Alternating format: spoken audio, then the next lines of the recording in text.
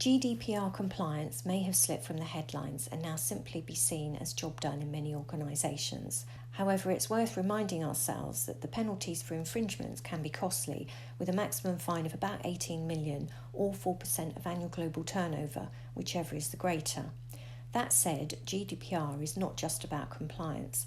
There's very real value in protecting privacy and personal data, which is highly sought after by criminals. Protecting personal data should be seen as a worthy goal in its own right, and some might say absolutely priceless. If people in your organisation are using consumer-grade apps like WhatsApp for business communications, then you may not have the GDPR compliance box ticked as thoroughly as you might think. Today we talk to Dr. Andy Lilly, CTO of Armour, about what is required to meet GDPR legislation, where the dangers lie, and what organisations can do to protect themselves when it comes to the use of mobile comms for business. Okay, Andy, so what are the GDPR regulations that we need to worry about? Well, I'm hoping, although GDPR is one of those, oh God, not again type topics that comes up, I'm hoping that people do really realise that it's not just about, oh God, the ICO, the Information Commissioner's Office might come round and give me a big fine. At the end of the day, what we're talking about is people's privacy here. And I'm hoping that that's important to everybody, you, me, whoever's watching this podcast.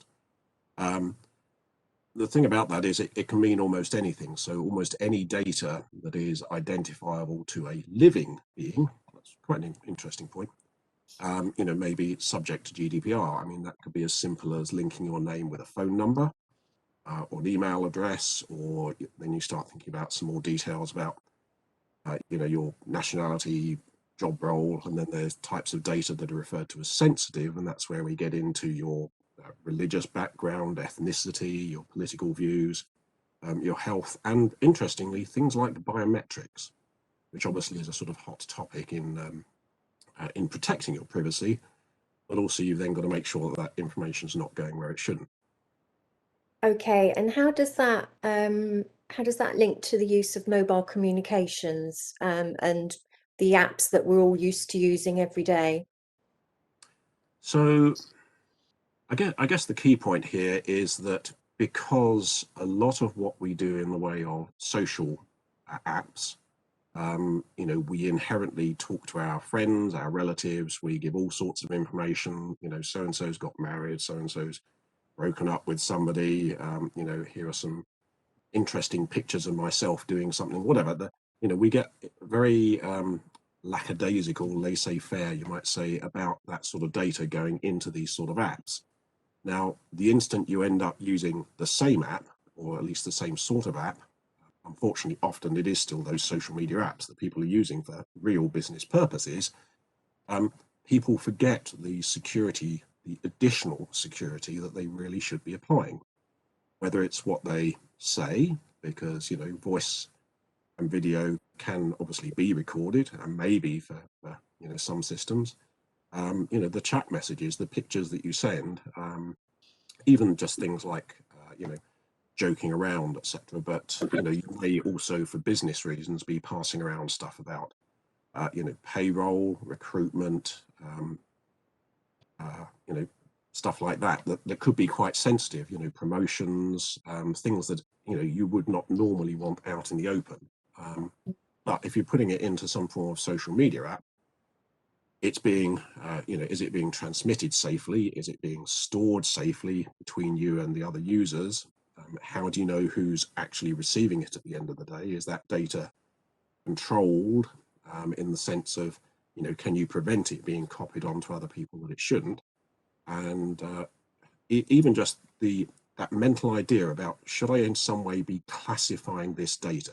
Is it more sensitive than your normal data?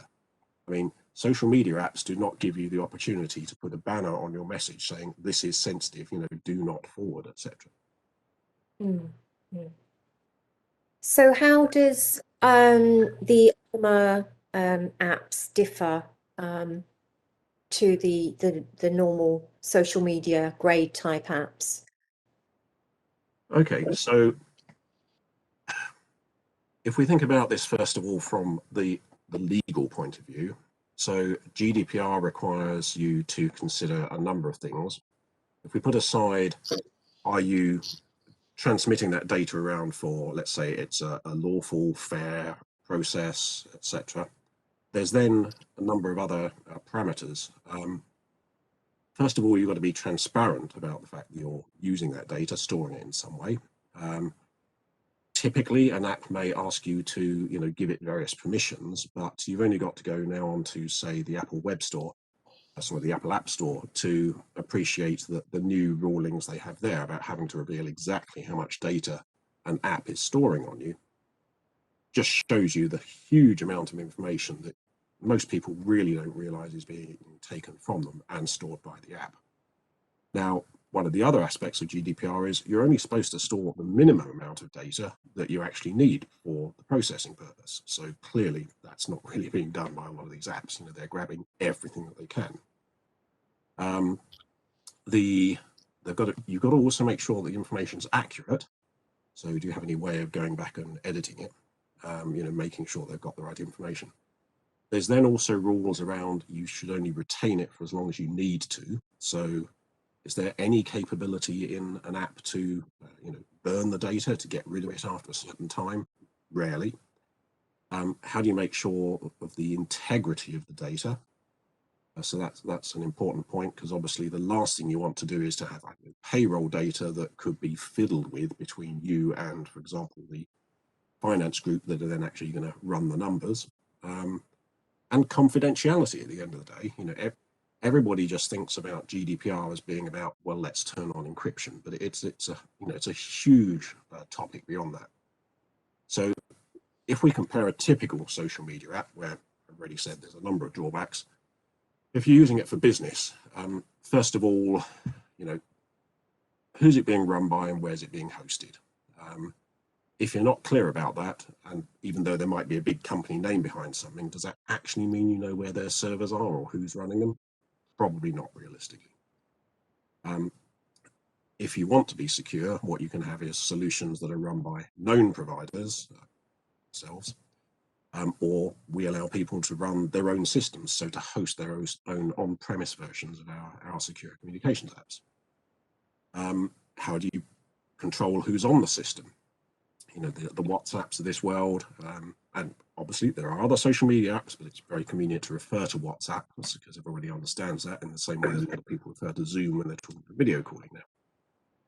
But you can basically just sign up with a phone number or whatever, and then you can talk to anybody in the entire WhatsApp environment with pretty much no control unless somebody individually blocks you. Now, if you're in an enterprise, you don't really want that. What you want to be able to do is to make sure that only the registered users get onto the system, so that whenever you're talking to somebody else, you inherently know it's going to be somebody else in the company and they've been authorized to be on that system. You may want anonymity around identities, which means tying an account in some way to a real phone number may not be appropriate. And sometimes, remembering that a phone number can be a piece of personal information if it's tied with a name. So having some form more anonymous way to register people, and you can obviously do that in an enterprise environment because you know what staff you want on it. All of the aspects of integrity, confidentiality, retention, and so on are things that we have designed into our apps from the outset. Unfortunately, a lot of those security aspects tend to be an afterthought for so many social media apps. If you go back and look at them in history, they didn't have that sort of thing years ago until they were really forced into having to do it. With all that in mind, at the end of the day, though, people have still got to be productive. So you still need an app that is usable, familiar, doesn't require a user manual for you to be able to use it, and is still, very easy to provision users, to activate them, and for them to contact each other. So our apps, our systems, our communication systems allow you to, provision groups of users, say who can connect to who, and then those communications are then totally trustworthy. Within those groups, we can connect up other groups when they need to talk to each other. We can do, video conferencing and things like that. Some of our systems are auditable, so that if you need to, for legal reasons, you can go back and check that they were used in the right way. At the end of the day, we're creating a controlled, protected environment that people can safely communicate and collaborate in. And that's what really distinguishes our apps from most of the other apps out there on the marketplace. Mm. So what you're really saying then, Andy, is that there's no reason, there's no need for businesses to use these consumer grade apps when there is a very usable alternative that provides all the security and helps to ensure GDPR compliance. Yes, absolutely. I mean, the only reason that people continue to use these social media apps is because they are ubiquitous. But they're ubiquitous because they don't have the same sort of security controls, enterprise type protection measures in place that they should have if they're going to be used for business purposes. And by business, we have to remember that extends to the police, the military, the NHS, all these organizations that we would inherently expect to, protect their data and our data, as best they can. Okay, thank you. Very interesting. Thanks, Andrew.